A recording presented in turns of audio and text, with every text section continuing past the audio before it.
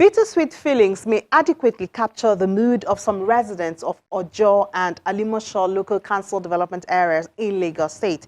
After waiting for years for their major road to be constructed, the approval for the construction also comes with the news that over 300 people may lose their properties.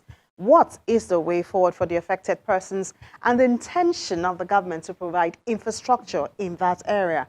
Let's delve into it on this episode of Special Report. You're welcome. I'm Ini John Mekwa.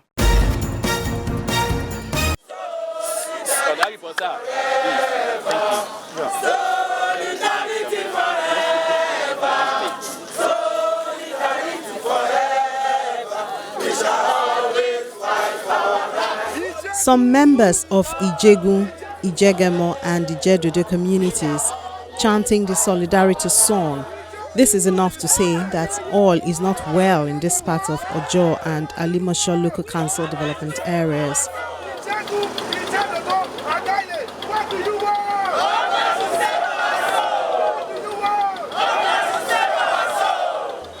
The news that the state government has approved the construction of a road to link Ije-Ododo to Ije-Ododo and Abule-Ado areas along the Lagos-Badagry Expressway should be a cherry one, considering how difficult it is to enter the community.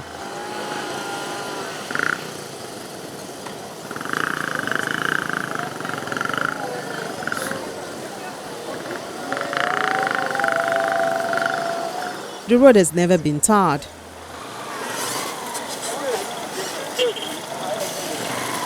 In fact, it is more like an area cleared from the dump site.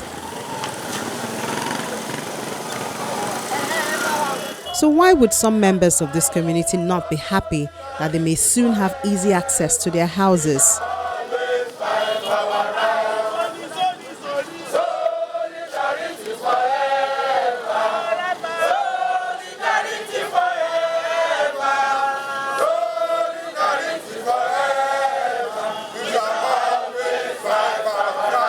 Their worry started in January 2020 when the state government announced plans to construct the 19.39-kilometer road meant to ease their troubles. Afterwards, some representatives of a government agency, which they say they could not identify at that time, visited the area and marked hundreds of their structures, indicating that they are due for demolition to allow for the road construction.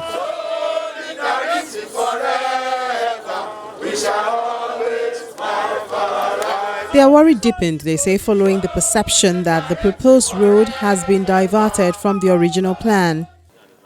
This is last bus stop of Ije-Ododo, and at this junction, this last junction, we have schools, Ije-Ododo Primary School.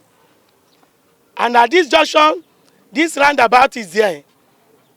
This is how the road goes. And it comes in like this. The road goes this way. This is Ije-Gemo. Ije-Gemo is Ije-Ododo extension. It's part of Ije-Ododo. Why this is Ije-Ododo? You see, this particular black signifies the road, that 16 road, enter from Ije-Ododo. This particular red, this ones goes on this Ije-Ododo, it goes in. The main road itself pass through Ije-Ododo. And if you come down here, you will see this red signal sign shows the main and major roads. That's red sign. So this is the road from Ije-Ododo. It goes this way and come this way to Ije-Ododo, and it's very far from the pipeline. They claim that the route which the government now intends to construct the road is the pipeline path, which is the reason more houses need to be let go to give way. On the other hand, they say that the red line on the plan, which indicates the original location for the road, is behind, and it's common knowledge in the area that this is the original path for the road. 1995, when I came to buy land here, Alhaji Amoruf, I wanted land on this side. He told me no. that the federal government have marked this place they will construct road on this line, and that the people who bought this place before, that they have been allocated to a different direction. So he doesn't advise me.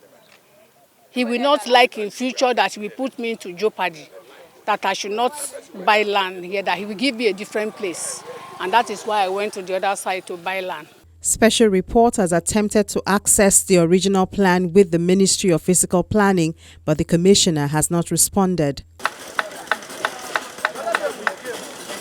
In spite of this seeming common knowledge in the area, new construction can be seen springing up on the path, which the resident says the original routes for linking Ijegun, Ije-Ododo and Abulado. The road is where I'm standing now, which the Ije-Ododo, the Ododos are like selling the land to individuals, which the year 2010, our ex-governor, Fashola, came to this place to map out the road,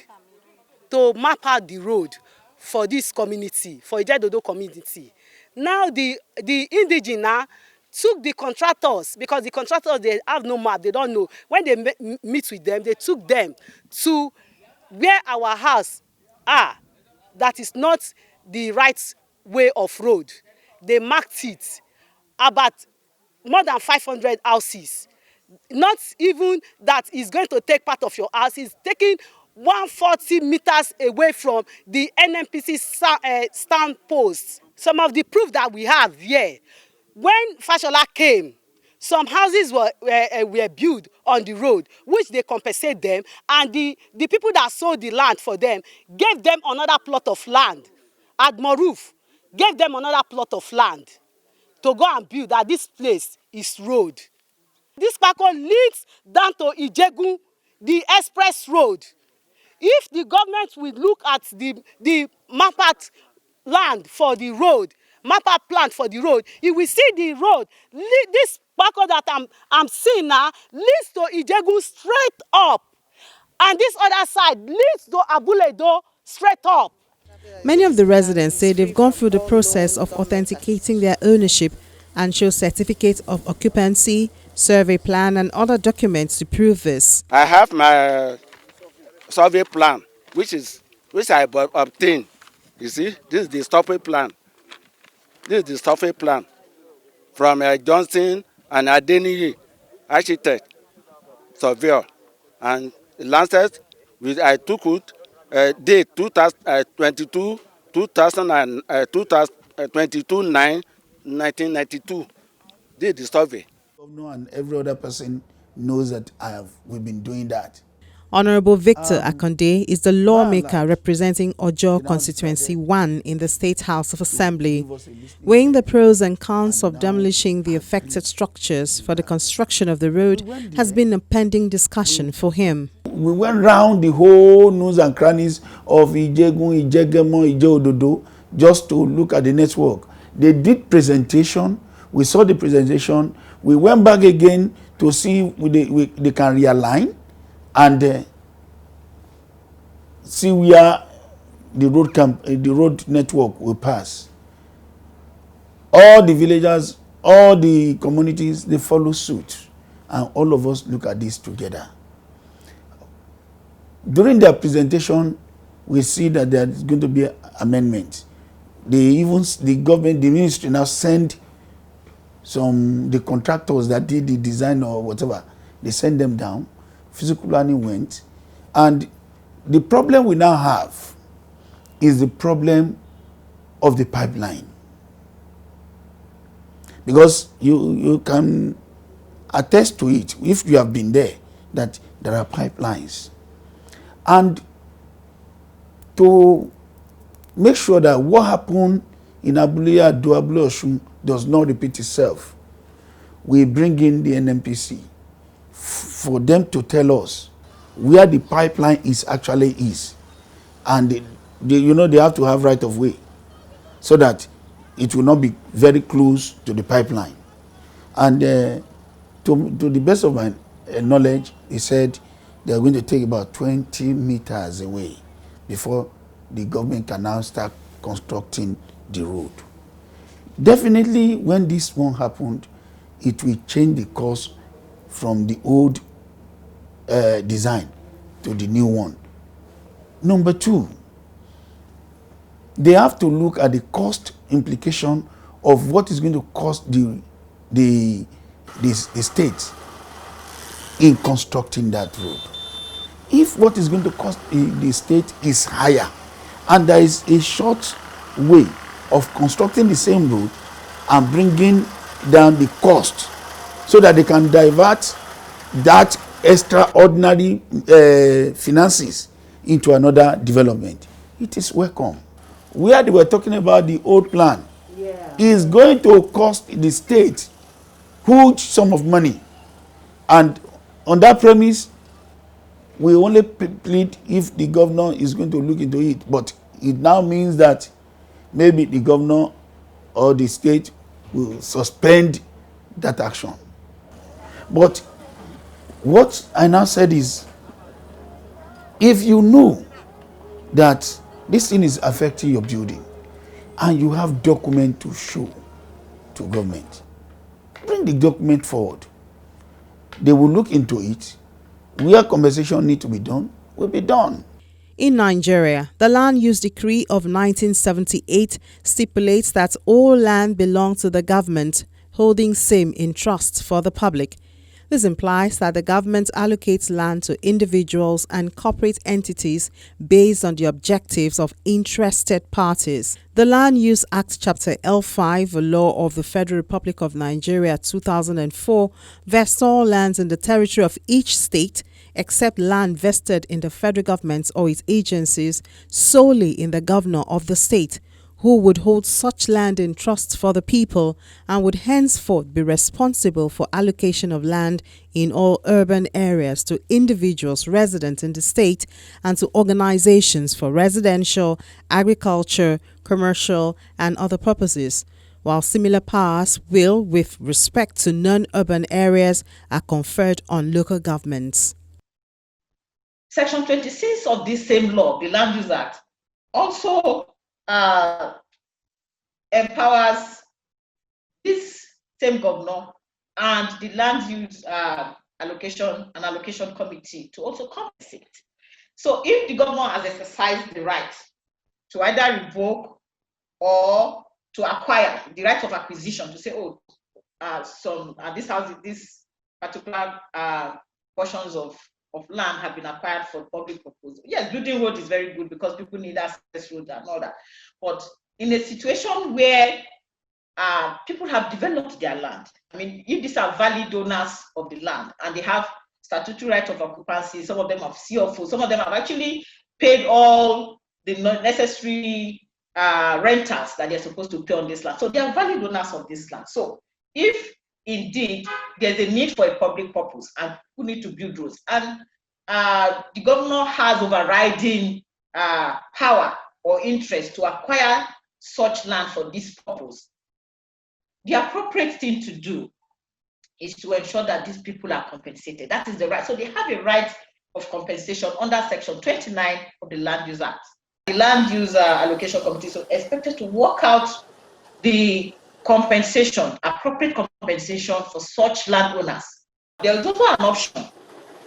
The allocation committee can also suggest, okay, fine, sorry, because of overriding public interest, the building has been marked, we are building a road, but we can also give you a new, the government can also give you a new allocation, maybe in another, a different site where they will have another land, and then also ensure that they give you a statutory right of a CFO, what people popularly call CFO, the statutory right of occupancy, so that they can also become valid owners of that land. So Section 39 of the Land Use Act also empowers the courts, particularly the state high courts, to exercise jurisdiction over land issues. But usually, what will the courts do?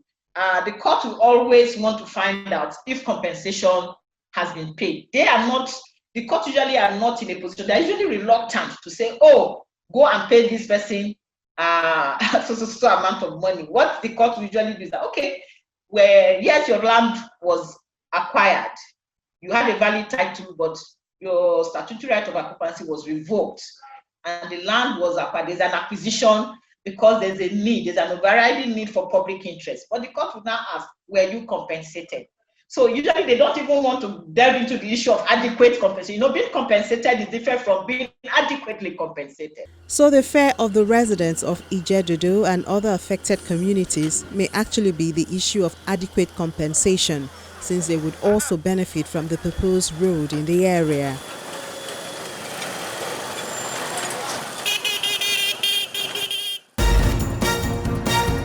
The story of Ije-Ododo has come into being because citizens can't wait for the government to provide housing for them. So it's become almost normal for individuals to save, buy land and build, even in the absence of the basic infrastructure. Olawale Ayilara is a real estate entrepreneur and developer, and he says in his line of work, he's had to sponsor the provision of needed infrastructure to add value to properties. In every society, infrastructure is the bedrock of real estate development.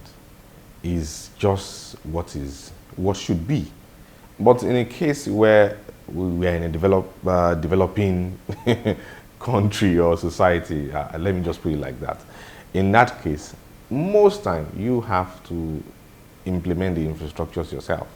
And let's say you are building a community of 10 hectares, for instance, you probably do your lights yourself, you do your road yourself, you do your electricity yourself, depending on the area. But this has big effect on pricing. It has, and the end point is on the consumer. The end point is on the consumer because that determines the price at the end of the day.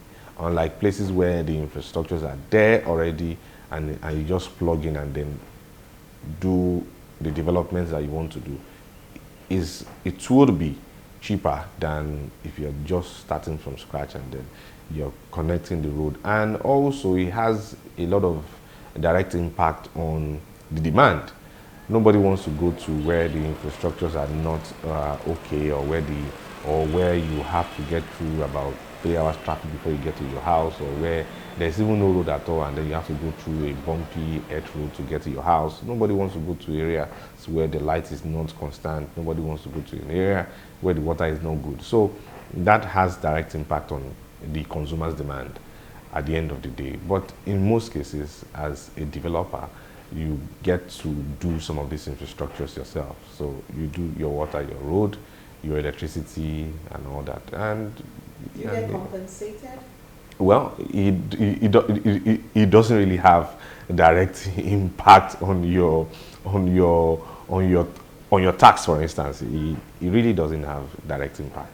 I've done a 2-kilometer road before, and I get to pay almost 3 times just to get the street name.